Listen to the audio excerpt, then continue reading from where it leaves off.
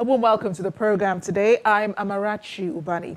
This week, Diplomatic Channel goes all the way to the African Union Summit holding in Addis Ababa, Ethiopia, where leaders are calling for greater representation at the UN. Also in the agenda is coups in Africa, 4 of them, and what the AU has decided. It's a second major meeting holding during the pandemic. Speaking of which, economies on the continent have been hit hard by the coronavirus pandemic. Last year's African Economic Conference sought to provide solutions for governments such as debt refinancing, debt renegotiation, and how to raise that $425 billion required to recover from COVID-19. While covering the conference in December 2021, I had a chat with Joseph Mensah, the Principal Policy Advisor, Macroeconomics and Governance Division of the UN's Economic Commission for Africa, on how Africa can recover from the economic impacts of the coronavirus pandemic and what nations should do to prepare against the next pandemic. Then, US sources say Russia is 70% ready to invade Ukraine, having assembled about 70% of the military capability needed for a full-scale invasion in the coming weeks. Now, as usual, let's begin with what else is in the news in the world of diplomacy. Sweden's honorary consul Philip Accuses says though his main duty in Lagos will be to serve the Swedish community, he intends to work towards greater cooperation and partnership between Nigeria and Sweden. There's also a very strong presence in Lagos and across Nigeria of Swedish companies such as ABB, Scania, Ericsson. And 2 days ago it was actually announced that Africa's largest VC fund will open up, and a lot of investments will go to Nigeria as part of that, supporting local tech companies. They also have a board of unicorn founders who will support these companies that these investors are investing in, support them and help them grow and scale to unicorn status for them as well. So we have a great long-standing relationship with Nigeria and hopefully even stronger ties with both over the next few years. Britain's Queen Elizabeth has reviewed plans for her Platinum Jubilee celebrations with her private secretary in Sandringham, England, as she marks 70 years since she acceded to the throne, making her Britain's longest reigning sovereign. The 95-year-old monarch became Queen of Britain and more than a dozen other realms, including Canada, Australia and New Zealand, on the death of her father, King George VI, on February 6, 1952, while she was in Kenya on an international tour. She has continued to carry out official duties well into her 90s, but has been little seen in public since she spent a night in hospital last October for an unspecified ailment and was then instructed by doctors to rest. The weekend's low-key events are a prelude to more pomp and ceremony to mark the Platinum Jubilee in early January.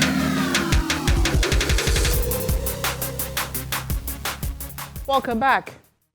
As leaders from the African Union's 55 member states meet at the AU's headquarters in Addis Ababa, they've condemned the recent wave of military coups in West Africa. Less than 2 weeks before the summit, Burkina Faso became the 4th country to be suspended by the Union after disgruntled soldiers toppled the government of President Roch Kabore. Let's remember Guinea, Mali and Sudan have also been suspended by the African Union.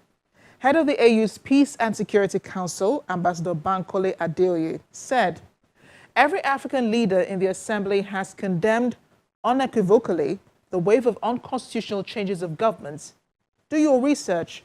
At no time in the history of the African Union have we had 4 countries in 1 calendar year in 12 months being suspended." Let's get more in this report.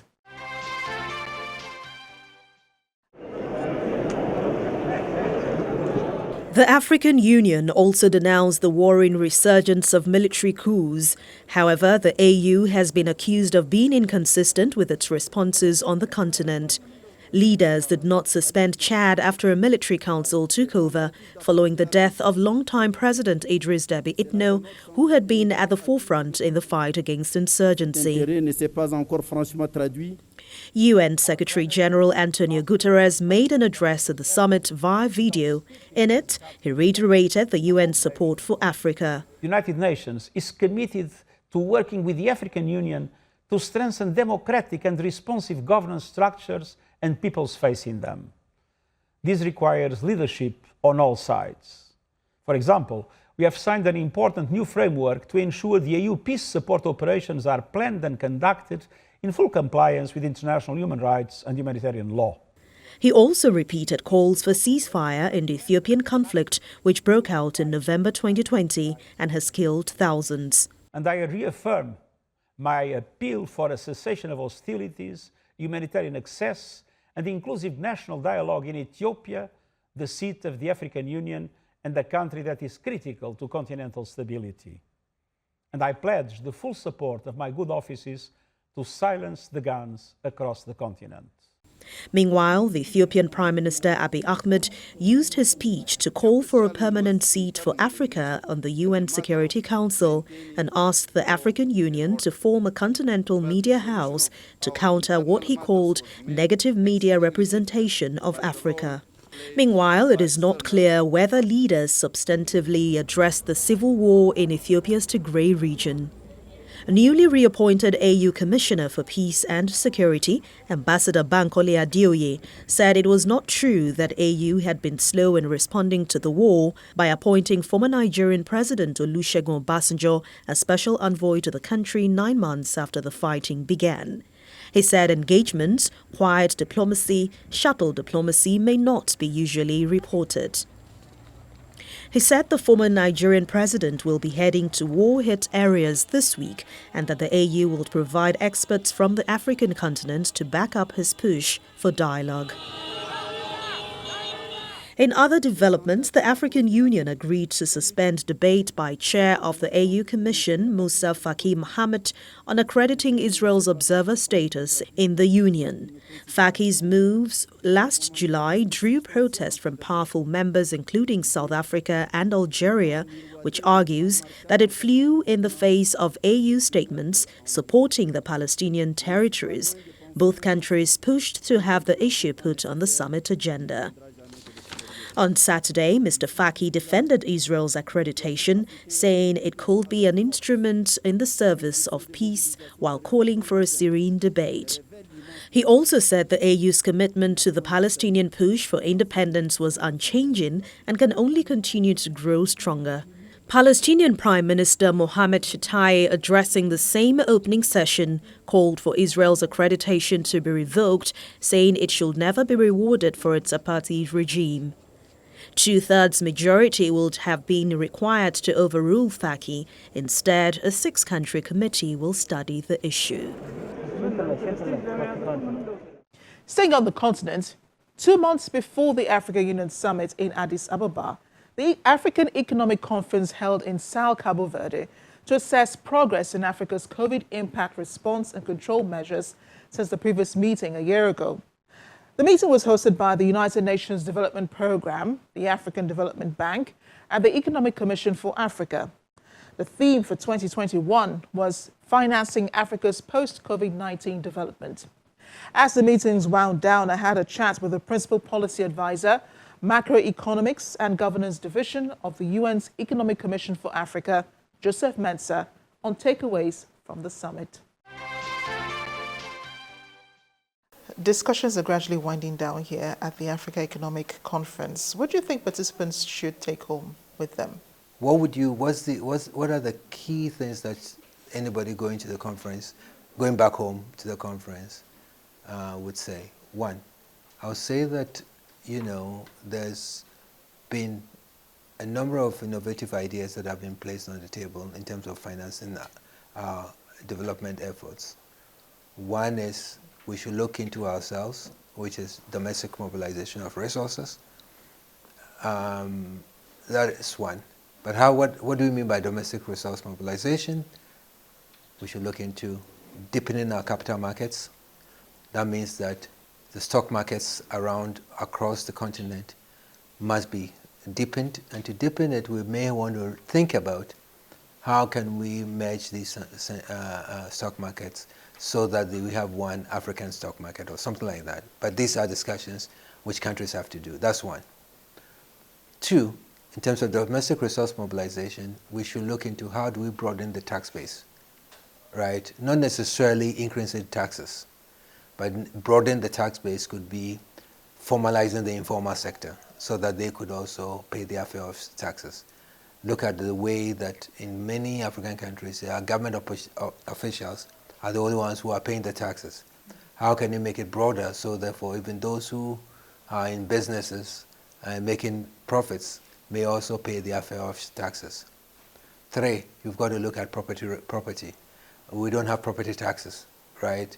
So you've got to look into how can you find a better way of looking into property taxes so that people who own, according to, the area, according to the size of the house or whatever formula you want to use, we have to look into it to broaden that. So these measures are there. So you have to look into whether pensions, you could use pensions funds to support your infrastructure, but make sure that you have the money when the time due, when people retire, you have the money. So it has to be fully funded or something like that. So, and I think there are creative ways of doing that, and to look into that. So that's for mobilization of taxes, domestic mobilization.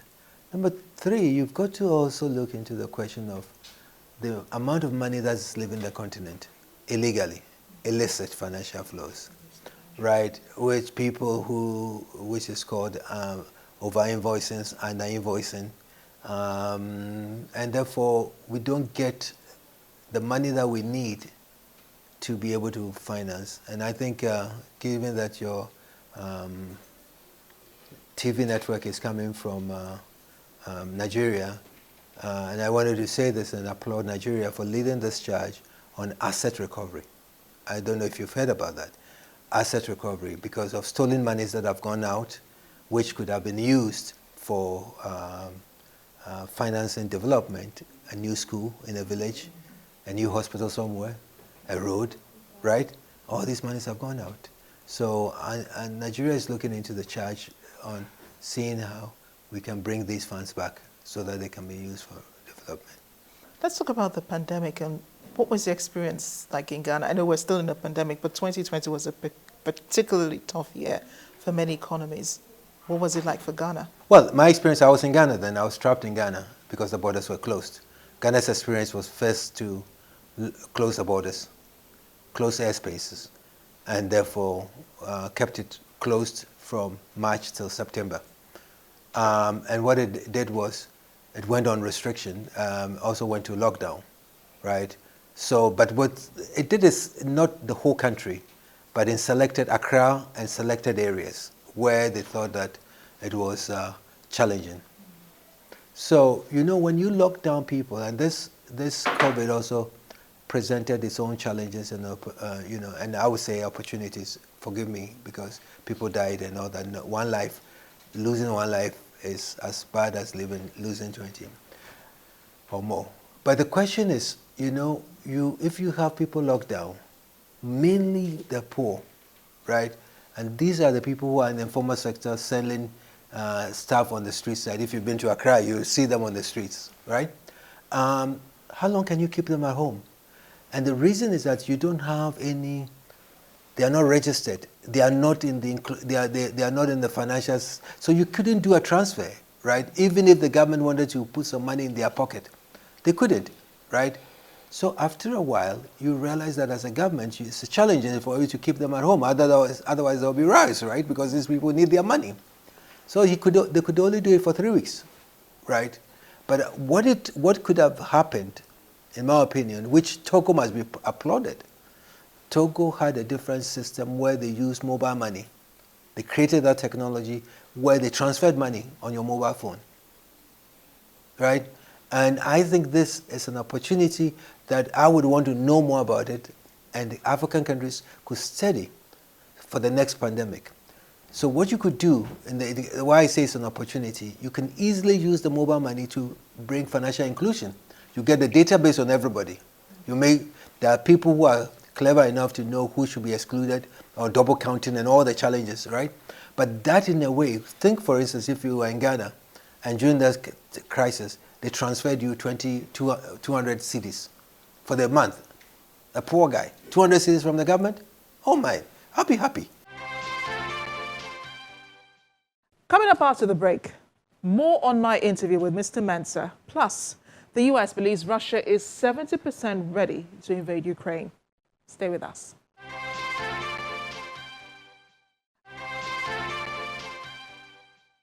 Welcome back. And now to the concluding part of my conversation with Mr. Joseph Mensah, the Principal Policy Advisor, Macroeconomics and Governance Division of the UN's Economic Commission for Africa. Well, one of the most thrown around words I think I've heard during the conference is debt financing, debts renegotiation, debt refinancing.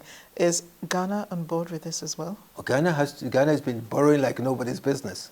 We have a debt to GDP getting close to 80%. Don't you hear Ghana is always on the market? Ghana is raised some money on the market, and we're proud of that. Look, but debt in itself is not a bad thing, okay? What is important is what you use the debt for. Like, for instance, your network, right? The owners of this network can say, we're going to borrow more to buy more TV cameras, have a better studio and all that, right? That's fine, because it makes your work gets better. But if you're going to borrow, right, and use the money to pay down to transfer, you just use the money that you get, the new loans that you get, to pay out debt, to pay down debt, right? It's just financing an old debt, so refinancing the debt, using new debt to finance. For me, my humble opinion, ministers of finance know what they are doing, but it doesn't add to the economy. And finally, experts such as yourself say that Africa needs $425 billion to recover from COVID-19. How should Africa raise this money? The 425? Yeah. I started earlier by telling you about the domestic resource mobilization, right? There's a new decision. You know how many Nigerians are outside? How many Ghanaians are outside? How many South Africans are outside? There's a lot of us outside. So why don't you come up with something called Diaspora Bonds? And I'll explain that in a second. You have those who live outside, send money home. I send money home all the time, right? Remittances. And remittances are growing, right? Because of the monies that come home to, either you are building a home or just an upkeep of a brother or a sister or something. So I think, and this is done by Israel, by others, which they have diaspora bonds, they are citizens. Now, what is a bond?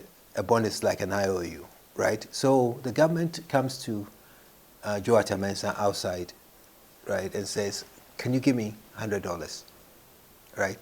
So I sign a piece of paper, and he gives me this piece of paper, and I give him the $100. So that piece of paper becomes my bond, and he promises that he'll give me some coupon payments on it, which means he'll pay me some interest, right?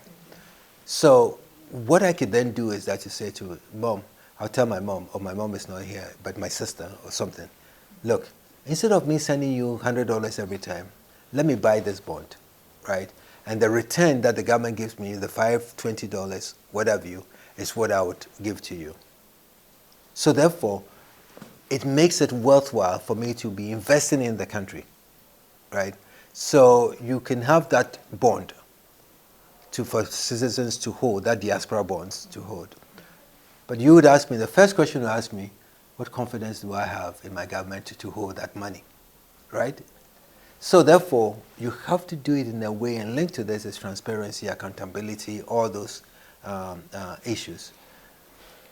Government will have to come clean.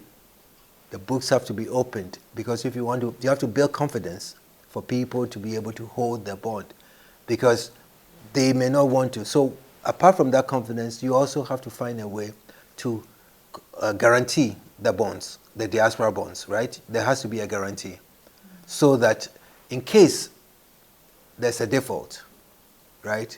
In case it's issued by a financing corporation in Nigeria to hold diaspora bonds, if they don't pay me back, at least the government guarantees that I'll get my money back.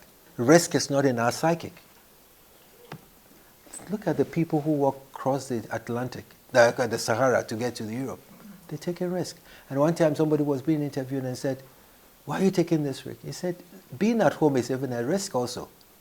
Doing nothing is also a risk. While the U.S. accuses Russia of possibly invading Ukraine any day now, U.S. troops arrived in Poland on Sunday following a chain of command personnel as Washington reinforces NATO allies in Eastern Europe. It's not clear how many troops arrived, but a C-17 aircraft is designed to airdrop 102 paratroopers and their equipment.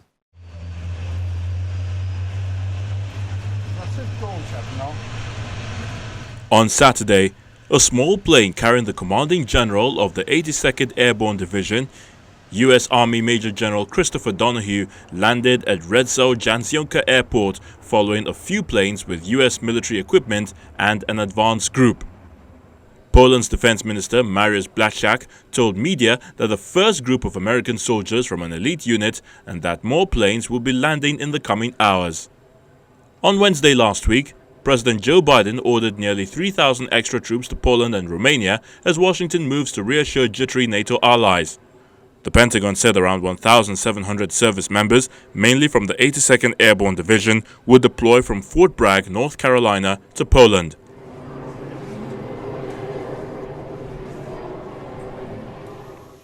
The first U.S. troops reinforcing NATO allies in Eastern Europe and Germany arrived in Germany on Friday. A spokesperson for the command said in a statement that soldiers from the 18th Airborne Corps will establish a headquarters in Germany to support the 1,700 paratroopers being deployed to Poland. On Sunday, German Chancellor Olaf Scholz said he was open to deploying more to Lithuania to bolster NATO's eastern flank in response to a buildup of Russian troops near the borders of Ukraine. Mr. Scholz said he would discuss the deployment of troops to Lithuania with the heads of 3 Baltic states who are to visit him in Berlin on Thursday. He nonetheless once more ruled out weapons deliveries to Ukraine due to Germany's policy not to send arms to conflict zones, a stance rooted in the country's bloody 20th century history that has come under scrutiny of late. On Sunday, White House National Advisor Jake Sullivan said Russia could invade Ukraine within days or weeks, but could still opt for a diplomatic path forward.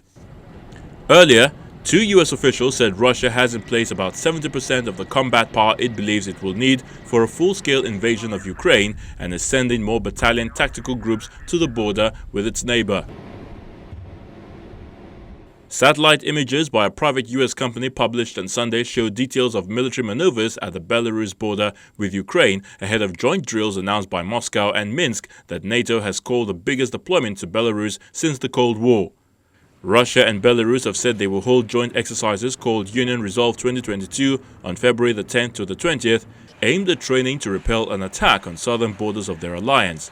And Russia has given some details of missiles and warplanes it's sending for the event. The new deployment and planned exercises are taking place at a time when tensions are high between Russia and the West over Russia's massing of troops near its border with Ukraine. Western countries have accused Russia of preparing to invade Ukraine, while Moscow denies it has such plans. The images from US-based Maxar Technologies showed that military units armed with missiles, multiple rocket launchers and attack aircrafts had deployed to Belarus at 3 locations close to the border with Ukraine. Meanwhile, Ukraine on Saturday received another consignment of weapons from the United States as part of defensive aid totaling $200 million. Washington has said it will continue to support Ukraine amid concerns in Kiev and among its Western allies over tens of thousands of Russian troops amassed on its border.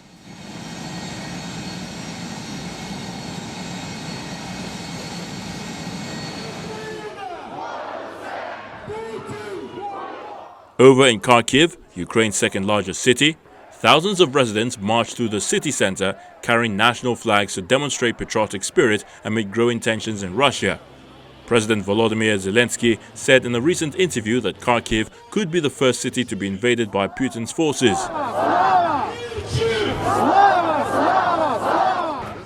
In Kiev, Western expatriates marched in the center, urging their governments to support Ukraine. Close to 150 protesters, nationals of Western European countries, USA and Canada, carrying their national flags marched to the iconic Maidan Square, site of the 2013-2014 street demonstrations when dozens of protesters were killed in the final moments of former President Viktor Yanukovych's rule. I really hope that everything can be solved in a peaceful way, because what I think is clear from our side, nobody wants war. Ukraine don't want war, western part of Europe don't want war. So we just want peace. We want to basically live in harmony with Russia also. And so I hope they can talk into or find an agreement, mutual agreement. Moscow accuses Ukraine of failing to implement the Minsk agreement, an international deal to restore peace to the east, where Russian-backed rebels control swathes of territory and at least 14,000 people have been killed since 2014.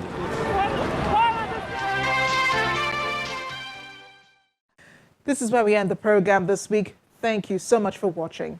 Remember, you can watch this episode and others on channelstv.com or check the playlist on Channel's web on YouTube for Diplomatic Channel. You can also reach me on any of the addresses showing on your screen. I'm Amarachi Ubani. I'll see you next time.